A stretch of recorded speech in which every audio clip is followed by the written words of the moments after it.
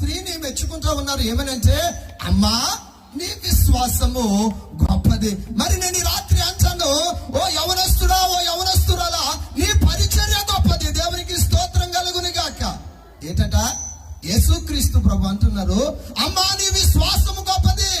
మరి యవనస్తుల యొక్క విశ్వాసము, వారి పరిచర్య, వారి భక్తి, వారి ప్రార్థనా జీవితము దేవుని దృష్టి ఎలా కనబడుతుందా? గొప్పగా కనబడతా ఉంది. ఇందాక ప్రభు అన్నాడు ఏమిటంటే, నువ్వు ధన్యుడవు. రెండవసారి ప్రభు యొక్క ప్రశంస ఏంటంటే, నీ విశ్వాసము గొప్పది. నువ్వు ఎవరిని ఆరాధిస్తున్నావు, ఎవరి కాడిని మోస్తున్నావు, ఎవరి నామమును ఘనత చేస్తున్నావు అంటే, సజీవుడైన దేవుని యొక్క కుమారుడైన యేసుక్రీస్తు యొక్క పరిచర్యను మీరందరూ చేస్తా ఉన్నారు. మీ యొక్క భుజస్కంధముల మీద ఈ పరిచర్యను నడిపిస్తా ఉన్నారు కనుక ప్రభు అంటా ఉన్నాడు, మీ విశ్వాస్యత గొప్పది. నతానియేలును గూర్చి ప్రభు అంటాడు, ఇశ్రాయేలు